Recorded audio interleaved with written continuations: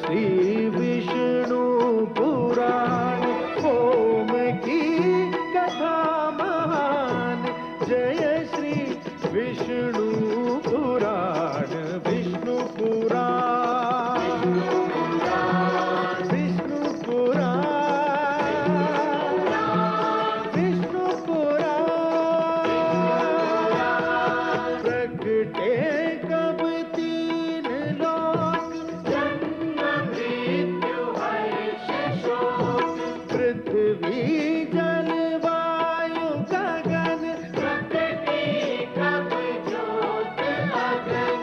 इस पुराण में है निहित जप तप और योग ध्यान। विष्णु पुराण, विष्णु पुराण, विष्णु पुराण। मैं माँ हूं, धरती माँ। यदि सत्य और धर्म के विरोधियों की संख्या कम नहीं होती तो उसके समर्थकों की संख्या भी कुछ कम नहीं होती। कभी कभी तो सत्य के समर्थक वहां भी मिल जाते हैं जहां उनके मिलने की कोई संभावना नहीं होती। ईश्वर ने यह विधान बहुत सोच समझकर बनाया है। विप्रचित्ती भक्त प्रहलाद को समुद्र में फेंककर संतुष्ट तो हो गया कि उसने सत्य को राह से हटा दिया, परंतु वो क्या जानता था कि वो प्रहलाद को मृत्यु की गोद में नहीं, उसके जीवन के रक्षक की गोद में फेंक रहा है। सागर देव ने अपने नाती को सीने से लगा लिया। झूठ की एक और हार हुई। पर मैं सोच रही हूं कि क्या झूठ हार मान लेगा? क्या इतने अभिमानी और हठी तत्व ये मान लेंगे कि वे सत्य को कदापि नहीं हरा सकते? मुझे तो नहीं लगता कि वे अब भी अपनी पराजय से कोई सीख लेंगे।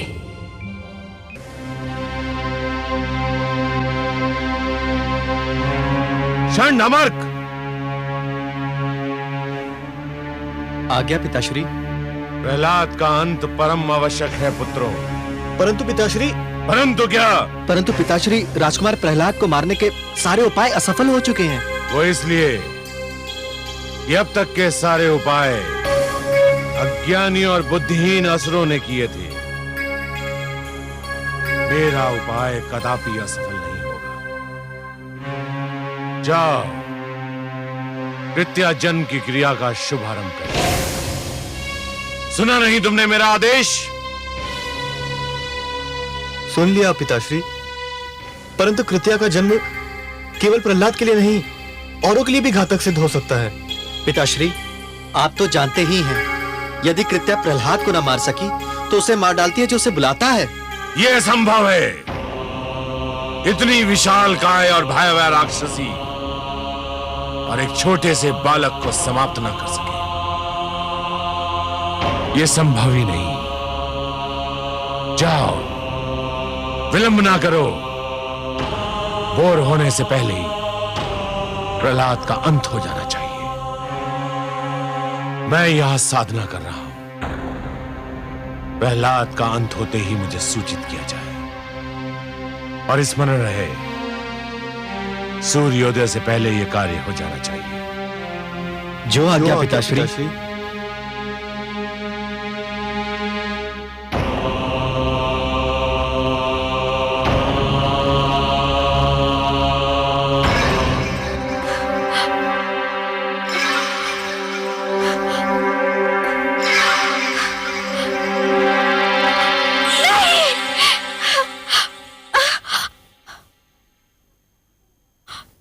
क्या हुआ महारानी?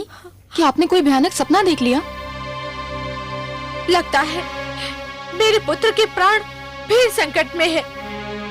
आपका ध्यान राजकुमार में है, इसीलिए आप सोते में भी उन्हीं के विषय में सोच रही होंगी। राजकुमार तो गुरुकुल में है, भला वहां उनके प्राण को क्या संकट हो सकता है? पता नहीं, परंतु मैं बहुत व्याकुल हूँ। सो जाइए महारानी, उन्हें कुछ नहीं होगा। गुरुजन उनकी सुरक्षा का आश्वासन दे चुके हैं।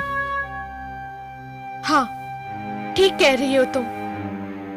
लगता है मैंने कोई भयानक स्वप्न देखा था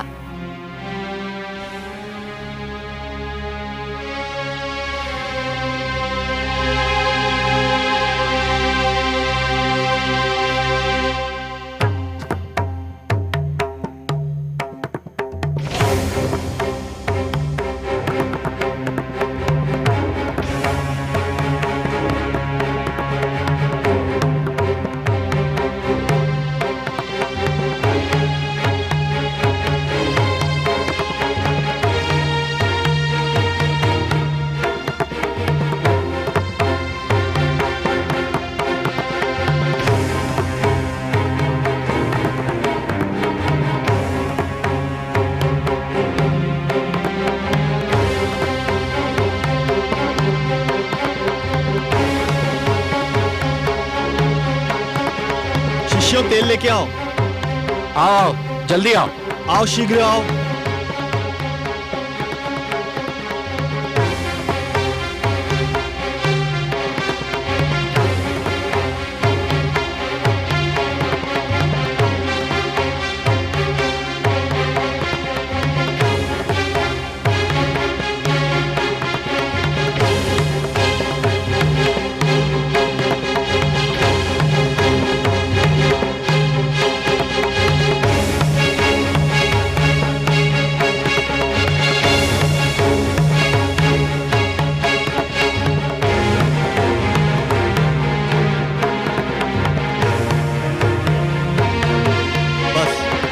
अब और अधिक तेल की आवश्यकता नहीं है।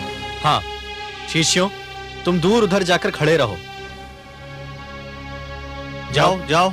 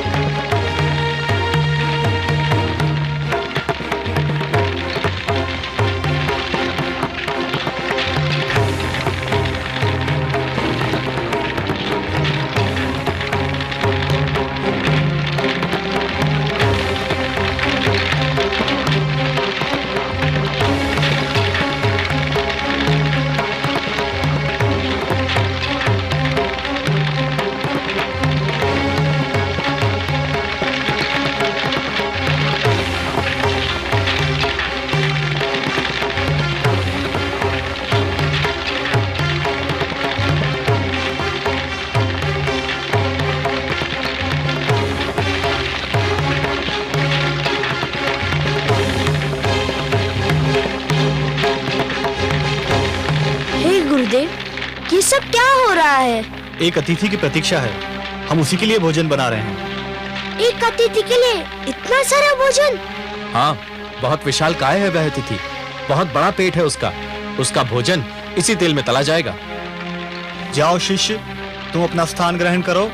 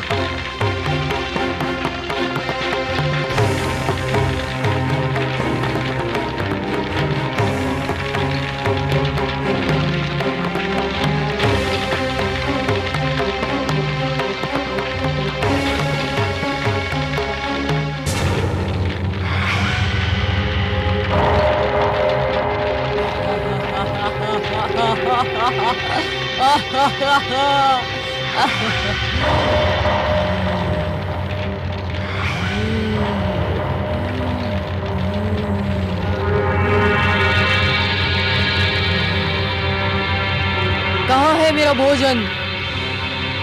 मेरा भोजन कहाँ है?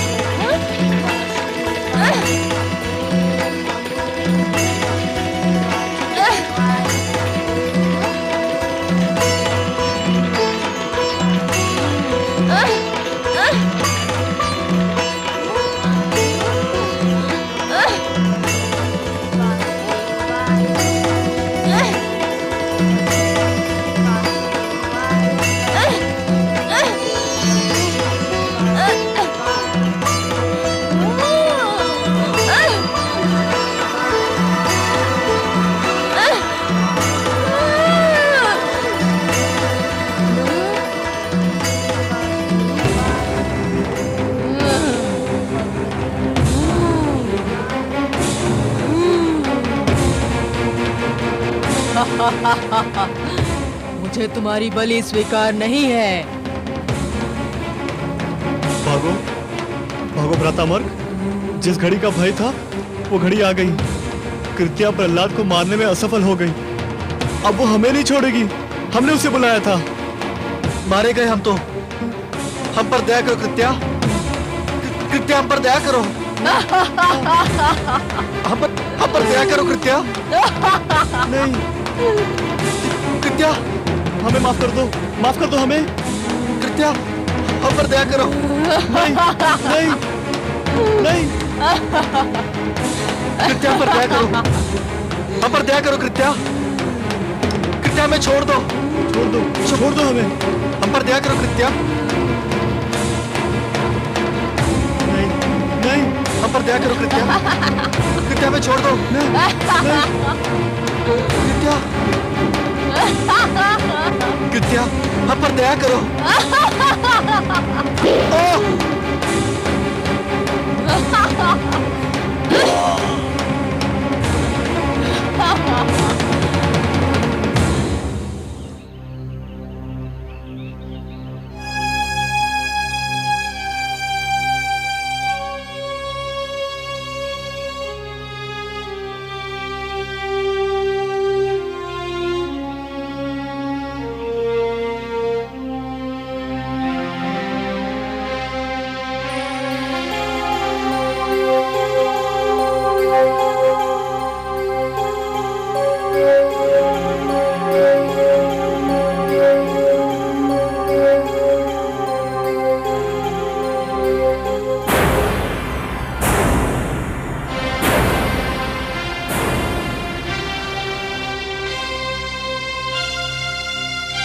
गुरुशन, गुरु मार्ग।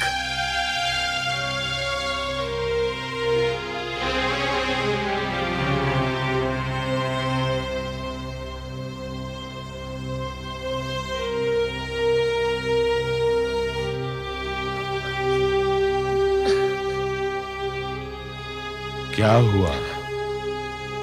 कृत्या ने अपना कार्य समाप्त कर दिया पुत्रों? हाँ गुरुदेव।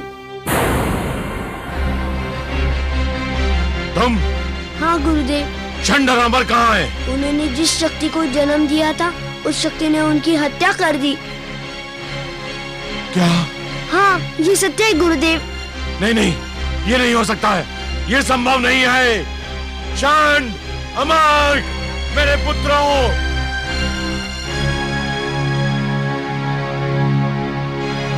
चंड, अमर,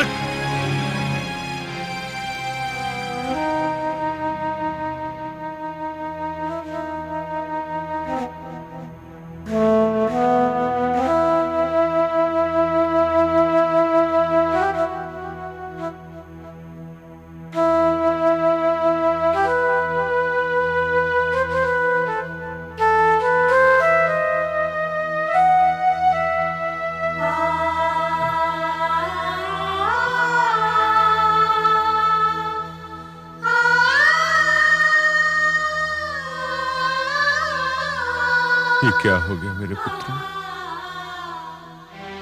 ये क्या हो गया? मुझे अकेला छोड़कर इस दुख सागर में डुबोकर तुम कहां चले गए? हे मेरे होनहार पुत्रों, मैंने तुमसे क्या क्या आशाएं बांध रखी थी। तुम्हारे रूप में मैं शुक्र वंश का यश देखता था। तुम जीवित थे तो मुझे विश्वास था कि मेरा वंश जीवित रहेगा, फलेगा फूलेगा। मेरे कार्य को तुम आगे बढ़ाओगे। पर ये सब क्या हो गया? मुझे तनिक भी अनुमान नहीं था कि कृत्या के विषय में जो तुमने भय प्रकट किया था वो सत्य भी सिद्ध हो सकता है। मैं तुम दोनों को संजीवनी मंत्र से जीवित भी नहीं कर सकता। संजीवनी मंत्र तो केवल युद्ध में मारे गए, दुर्घटना में आहत और महारोग से ग्रसित को ही जीवित कर सकता है। तांत्रिक शक्तियों द्वारा मारे हुओं के लिए वे प्रभावहीन हैं। मैं विष्णु भक्तों का वंश मिटाना चाहता था, परंतु इस दुष्ट बालक ने मुझे कहीं का ना रखा। मेरी विद्या मेरे किसी काम ना आई। मेरी विद्या मेरे किसी काम ना आई।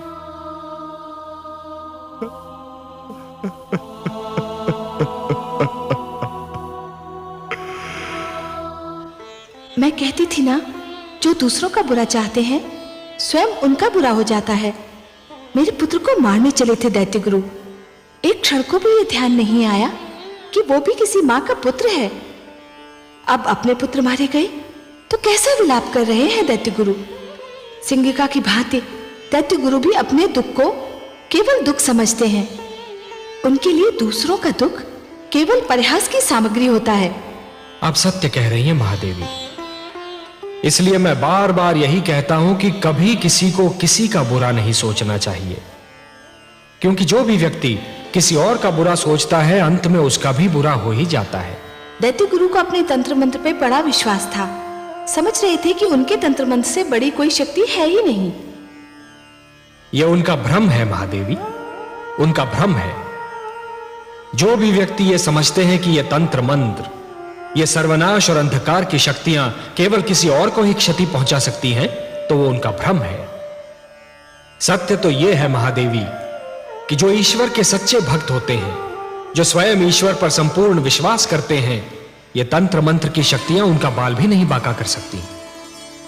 हे महादेवी, जिस प्रकार द्वेष और घृणा का मारा व्यक्ति पड़ोसी के घर को जलते हुए देख ये भूल जाता है कि उसी अग्नि की लपटें स्वयं उसका घर भी जला सकती हैं, उसी प्रकार जो व्यक्ति तंत्र मंत्र में विश्वास करता है वो ये भूल जाता है कि यही तंत्र मंत्र की शक्तियां स्वयं उसका भी सर्वनाश कर सकती हैं।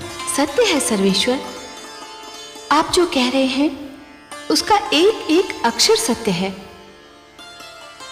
देखिए तो महादेवी, कोई भला सोच भी सकता है कि इतने महान दैत्य गुरु शुक्राचार्य अपने पुत्रों की मृत्यु पर इस प्रकार विलाप करते हुए दिखाई देंगे?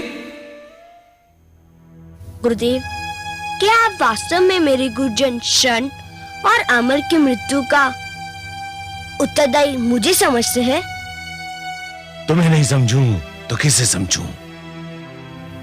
परंतु गुरुदेव, क्या ये उचित है? उचित हो या अनुचित, पर सत्य यही है कि तुम्हारे ही कारण मेरे पुत्रों के प्राण गए। तुम्हारे ही कारण मेरी प्रतिष्ठा पर प्रश्न चिन्ह लग गया। तुम्हारे ही कारण समस्त असुर लोक का अस्तित्व संकट में पड़ गया। मेरे पुत्रों को जीवित रहना था, वे मर गए। तुम्हें मर जाना था, तुम बच गए। गुरुदेव, यदि आप ये जानते हैं कि मैं बच गया, तो आप ये भी भली भांति जानते हैं कि मैं कैसे बच गया, किसने बचा लिया मुझे। तो आप ही कहिए, जिसने मुझे बचाया वे ईश्वर है या वे जो मुझे बार बार मारने का प्रयत्न कर रहे हैं, वो असफल होते जा रहे हैं। वो मेरे पिताश्री हिरण्यकश्यपु हैं। चुप रहो। नहीं चुप रहूंगा गुरुदेव। आज आपको बताना ही होगा कि आप अपने मन से मेरे पिताश्री को ईश्वर मानते हैं। इससे क्या अंतर पड़ता है? अंतर पड़ता है गुरुदेव। किसी को मन से ईश्वर मानना एक बात है और किसी को भय या स्वार्थ के कारण ईश्वर मानना दूसरी बात। मैं जानता हूँ कि मेरे गुरुजन शन और अमर मेरे पिताश्री को भय के कारण ईश्वर मानते थे और आप उन्हें स्वार्थ के कारण ईश्वर कहते हैं। मैं गुरु हूँ और गुरु का धर्म है शिक्षा देना। गुरु अपने शिक्षकों को वही पाठ पढ़ाता है जो उसे पढ़ाने के लिए कहा जाता है। क्या गुरु का धर्म ये देखना नहीं कि उसे जो पाठ पढ़ाने के लिए कहा जा रहा है वह उचित भी है नहीं? इस समय तू बड़े बोल इसलिए बोल रहा है कि तेरी विजय हुई है और मेरी पराजय। तू प्रसन्न है और मैं दुखी। तुझे प्रसन्नता है कि मेरे दोनों पुत्रों और तेरे गुरुजन मृत्यु को प्राप्त हुए। जो शिष्य अपने गुरु की मृत्यु का हर्ष मनाए उसके जीवन को धिक्कार है। केवल मैं जानता हूँ गुरुदेव कि मैं अपने गुरुजन शंडर आमक से कितना प्रेम करता था। केवल मैं जानता हूँ कि उनके मृतक शरीर को देखकर मेरे मन पर क्या बीत रही है। जिस समय वो दुष्ट राक्षसी मेरे गुरुजन का वध कर रही थी, मेरा वश चलता तो मैं उसके खड़क के आगे अपना सिर कर देता। बंद करो ये अभिनय। ये अभिनय नहीं गुरुदेव, ये मेरे दुखी मन की पुकार है।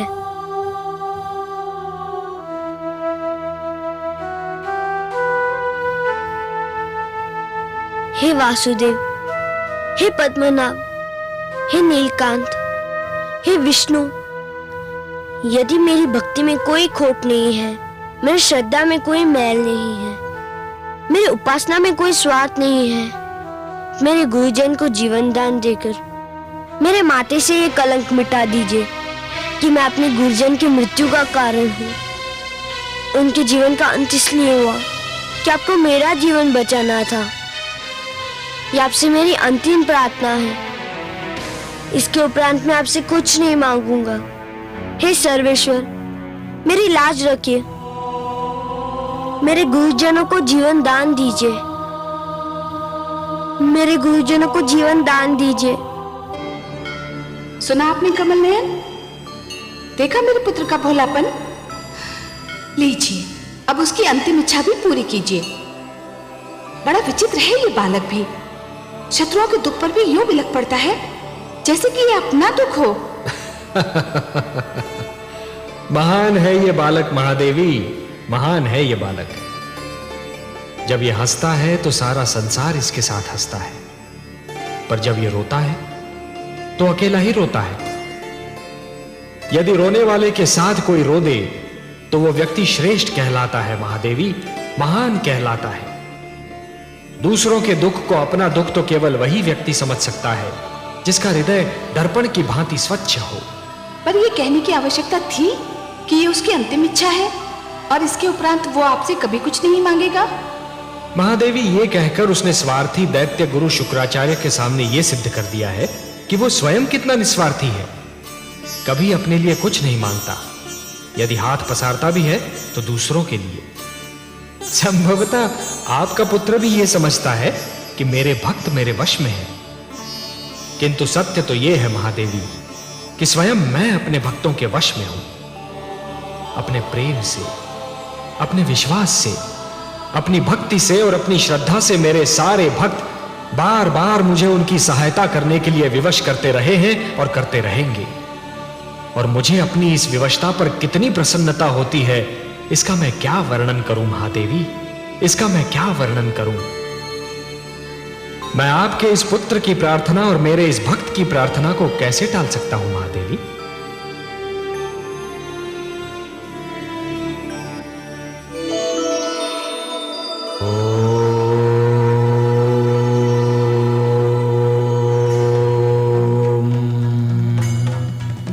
ओम नमो भगवते वासुदेवाय।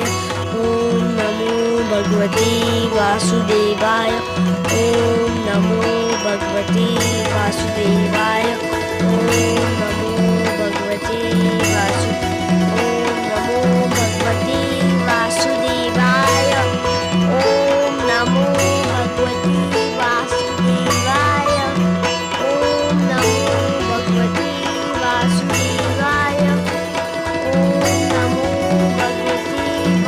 वासुदेवाय। ओम नमो भगवते वासुदेवाय। ओम नमो भगवते वासुदेवाय। ओम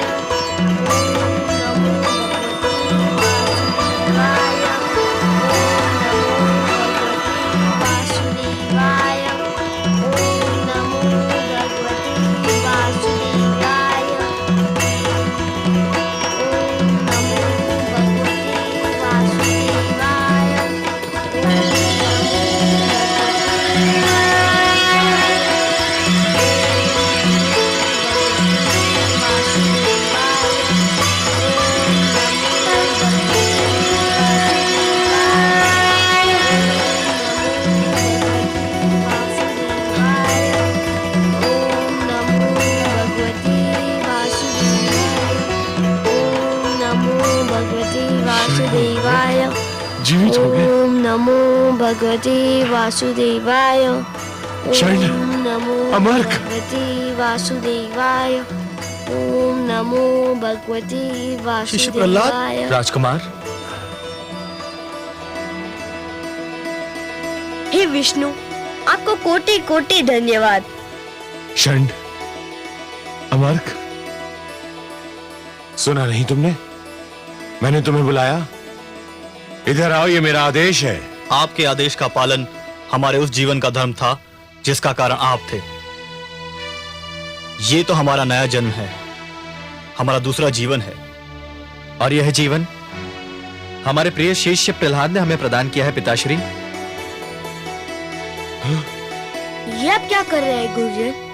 आपने मेरे चरण छू लिए तो मैं सदा के लिए पापी हो जाऊंगा। हम तुम्हारा मार्गदर्शन चाहते हैं शिष्य, तुम्हारे पीछे चलना चाहते हैं शिष्य प्रहलाद। मैं जिस पथ का पथिक हूँ उसमें न कोई किसी के आगे चलता है ना कोई किसी के पीछे, उस पर सब साथ साथ चलते हैं।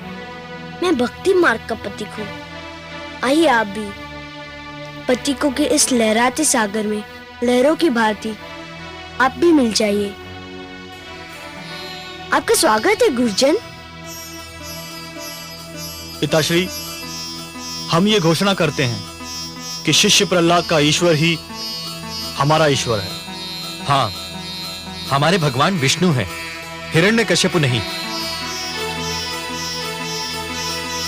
धन्य है गुरुजन, आपने सत्य की राह देख ली। अब आप जो भी शिक्षा देंगे वो सच्ची शिक्षा होगी।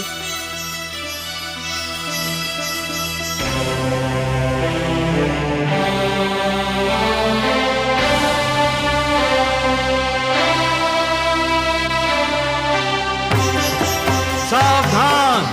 कामरूप नरेश महाराज विप्रचित्ति और राजकुमार आह्लाद पधार रहे हैं।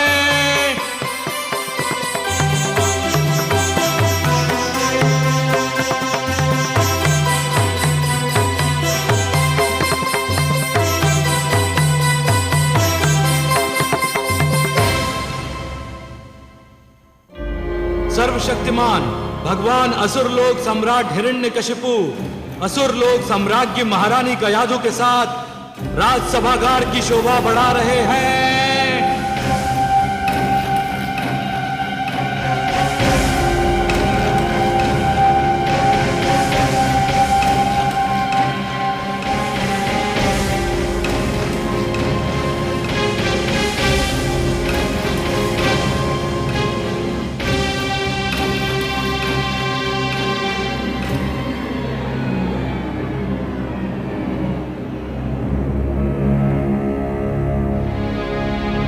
असुरलोक वासियों, मेरे प्रियजनों, आज शुभ दिन है, अत्यंत शुभ दिन। एक राजा का धर्म होता है कि वो अपनी प्रजा को योग्य उत्तराधिकारी दे। आज मैं एक घोषणा करूंगा, अब सबके सम्मुख एक ऐसे रहस्य को खोलूंगा जिस पर आज तक पर्दा था। वो घोषणा है कि मैं भगवान हिरण्यकशिपु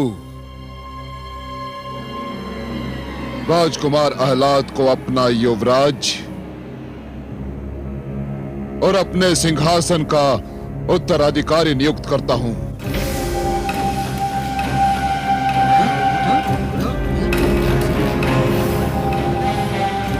किंतु वे तो कामरूप नरेश के युवराज हैं।